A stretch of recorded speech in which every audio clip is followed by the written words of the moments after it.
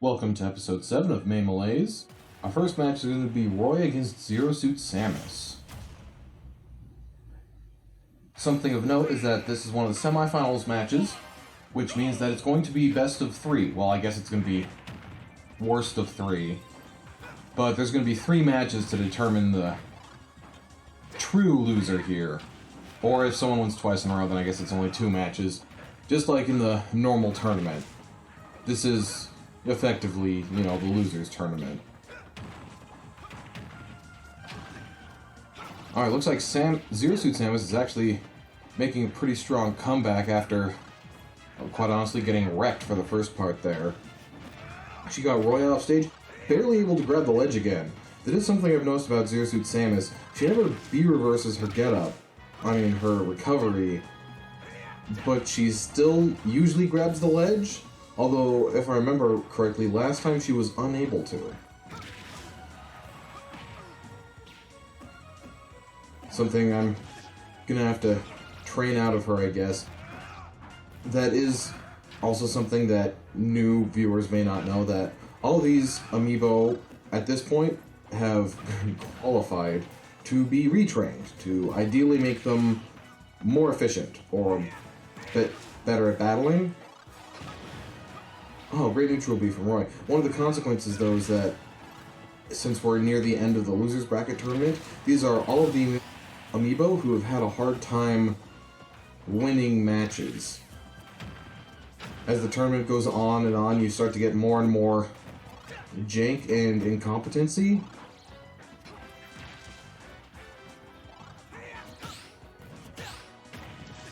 Great parries from Zero Suit there. That is something you can try to teach the Amiibo. It is difficult to teach them, but there are ways.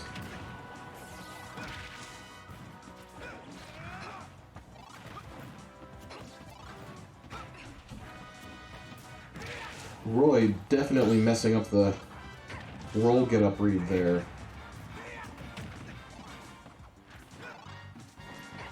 Also at that point he did a roll get-up, but he was on the platform, so he basically just lost time, because the neutral get-up is faster, but it doesn't have the perk of sending you a specific distance away, which, when you're being pressured, is something you very much would want.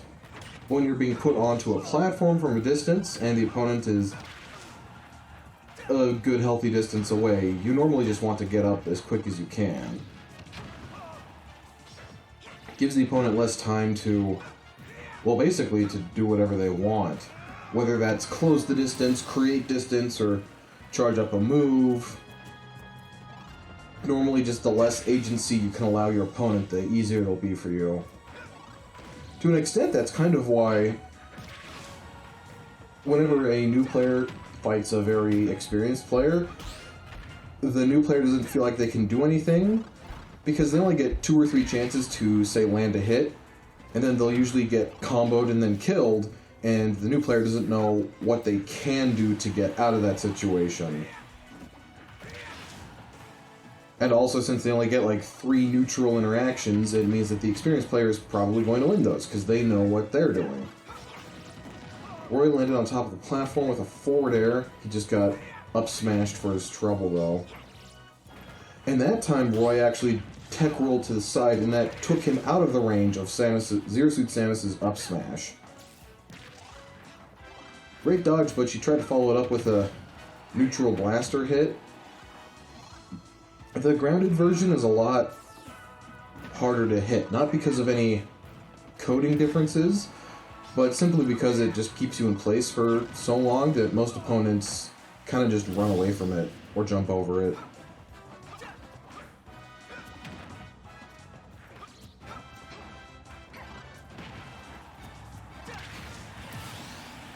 Roy with the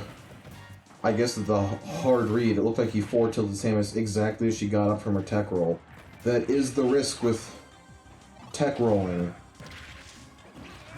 That if you pick a wrong direction, you can get punished for it.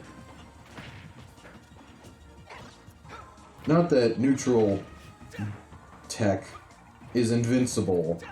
It certainly can be beaten. The window is just a little harder for it.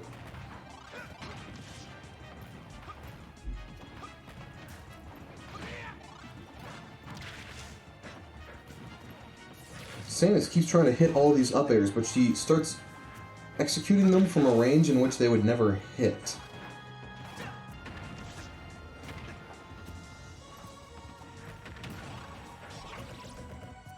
Roy able to shield that in time. That is something from a human perspective that sometimes you'll go to attack something and you'll just be wrong, but that means your character will shield instead, which is still a pretty safe thing to do. Most attacks, you know, lose against shields, so your opponent has to try to grab you. And especially if you accidentally do have to tech, if you don't tech, they can't grab you when you're on the floor.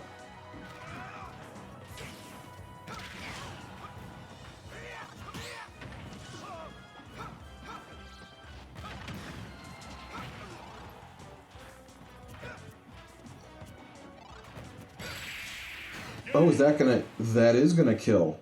Roy takes the first game. But again, this is best of 3. See you next match. Second match between Roy and Zero Suit Samus.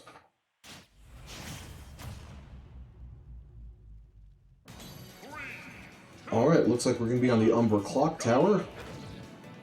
The stage with probably the most subtle slope in the entire game.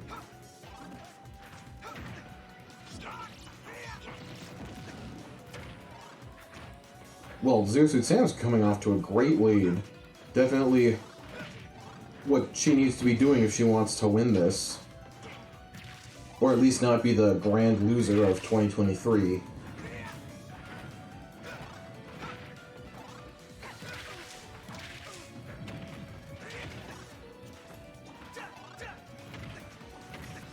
Gets the up air started, and Roy air dodges through the third up air. Samus probably should have fast fallen, and then maybe change the timing of the final up air. Gets Roy off stage though, and he's not able to recover. That puts him a stock behind. Zero Suit Samus is a lighter character, and Roy definitely hits hard. So she shouldn't be doing anything extremely risky. If anything, she should probably be playing Keep Away to get that auto heal stacking up, while trying to deal more damage than Roy's auto heal provides. Dash attack's gonna kill Zero Suit Samus. Once Roy auto heals, yep, he's at 2%.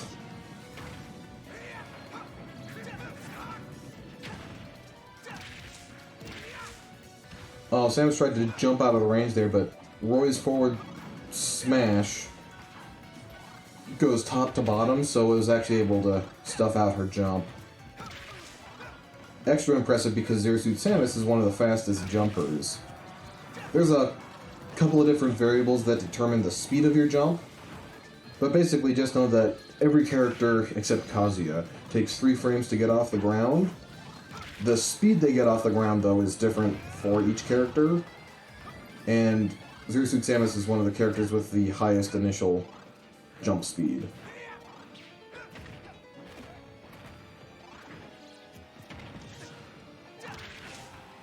Zero Suit Samus tries to get an up air, and Roy air dodges through the flip kick. If he didn't, he probably would have gotten spiked and killed there.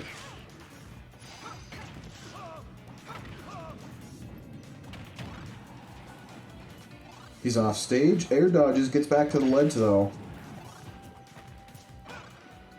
Zero Suit Samus landing with the down air. It has just a little bit too much lag, and especially since Roy has a sword, it makes it a lot easier for him to punish that kind of landing, because he doesn't even need to get as close as most other characters do. And of course, Roy being Roy, if he accidentally gets too close, he ends up hitting you even harder. Like there, back air from close range at the ledge is just going to kill Zero Suit Samus. Second hit of forward smash catching out Roy though. He probably would have been able to make that, so that was a necessary edge guard on Zero Suit Samus' part.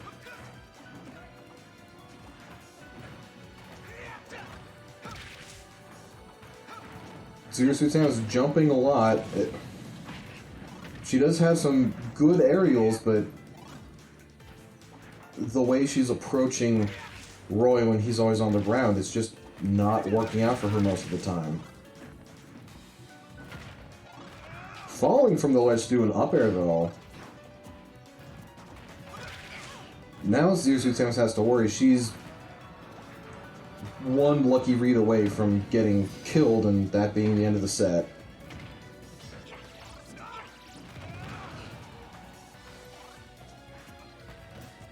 Again, approaching with the down air. It's too laggy, it'll get you punished too much. Gets Roy off stage, and he makes it back. Zero Suit Samus uses his flip kick, but not early enough to hit Roy with the spike hitbox, so he's able to stuff out her attack. Lands an up air, but not an up B, goes for an up smash instead. Roy's up smash will kill, meaning Zero Suit Samus lost both matches and has to fight in the finals. On the other side of the bracket, we have Lucario against Ken. Two very seasoned fighters with two very different approaches to power, I guess. Wow, Lucario just went super high. That's actually high enough that it's arguably a bad position. He does get a good juggle off of Ken, though. Ken Shoryuken's past ledge does hit Lucario. Always something you gotta watch out for when he's trying to recover.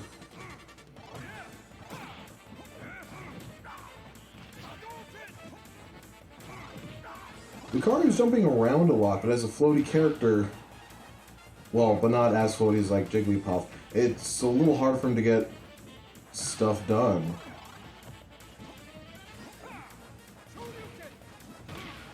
Back here's Ken at the ledge. Doesn't have enough aura for it to kill, though. Gets Ken up to 100, though. Almost there. Lucario needs to edge guard him. And he just gets hit trying to go for the edge guard.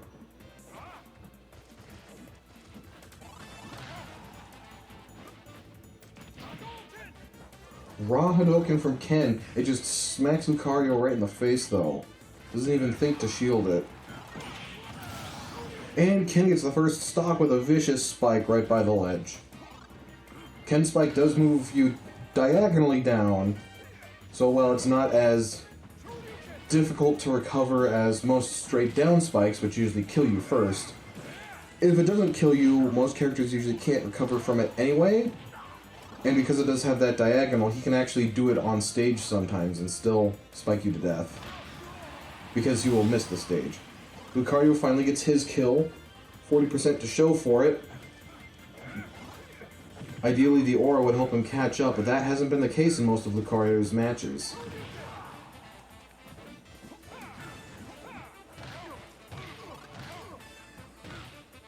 Good juggling on Ken, though. Well, Lucario doing a good job juggling Ken.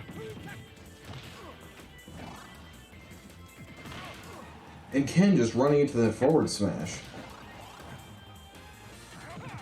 You'd hope he would have at least have tried to jump over it or something. If you don't vary your approach, you can often get stuffed out. Ken gets a parry, but he doesn't get a punish after it. And he recovers on top of the ledge again, taking more unnecessary damage.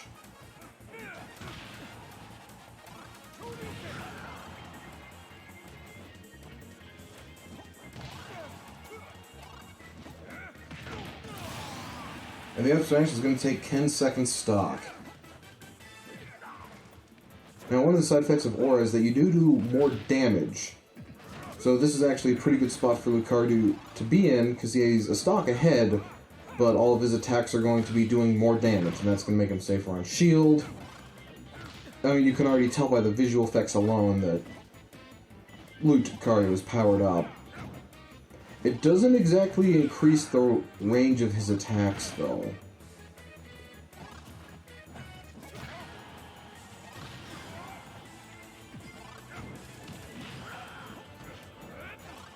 Ken goes for a down throw, but his follow-up is down B instead of up B, which actually could have killed Lucario. Lucario goes way below Fountain of Dreams.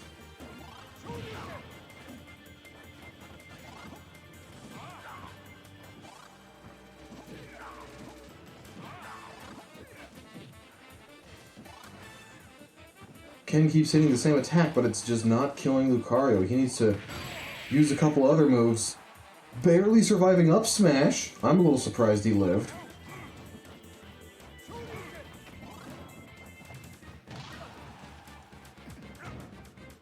Tech's the right way to avoid getting killed.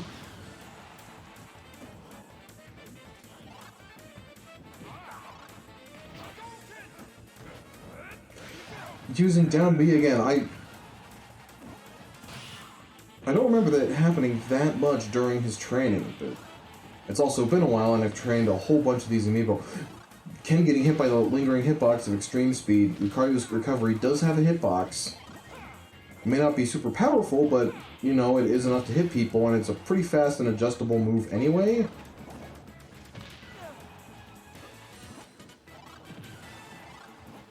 Ken needs to kill Lucario, and then somehow take another stock from him.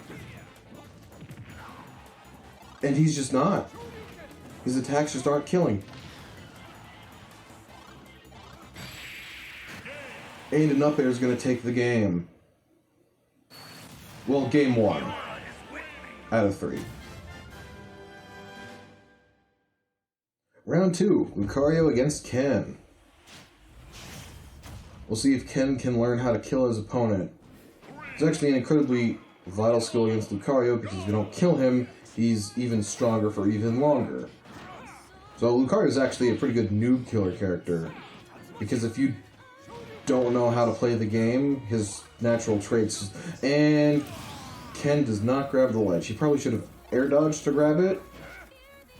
There is a trait in Smash Brothers where for a brief period of time after you've been hit, you can't grab a ledge, which does prevent, you know, some extra weirdness of trying to combo someone and mid-combo they grab a ledge and become invincible. But it does also apply when you're trying to grab it and you get hit by a weak hit. You can't immediately grab the ledge. And I don't know if that's why Ken didn't grab the ledge. He could have been too far. But he still could have done other things to stay alive. Other things that he didn't do. Oh, Ken finally realizing that up B is a pretty good kill move.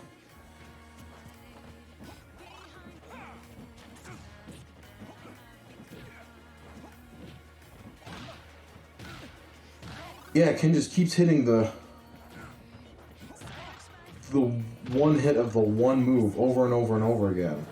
I think it's up air. Oh, and Ken gets mollywogged. Up smash, that's the move you should have been using when Lucario was at a really high percent. One of them could have killed him even. Back air, that can also kill. It's a little bit harder to land with any of the characters with auto turnaround, simply because they do automatically turn around, so you have to... Well, there's a technique for it, but basically you run in a direction, and then for a very short time, even as short as 1 frame, turn in the other direction, and then jump. And the game will record that you wanted to turn around before you jumped, and then you'll be approaching the opponent, but backwards, so then you can use back air. Other than that, though, you'd have to hope for the opponent to jump over you, because you don't get to pick if you turn backwards. But that's also a symptom of... Well, okay, so the auto turnaround isn't a bad thing to have. It actually makes you a lot harder to cross up, because whenever the opponent does, your character will automatically turn around. Going super low, Ken's able to grab the ledge from that. So it's not really a bad thing, especially because turnaround characters usually have command inputs. Lucario just won that by a mile. Which means that we will also be seeing Ken in the semifinals. Hope you enjoyed this episode, even if it was extremely short.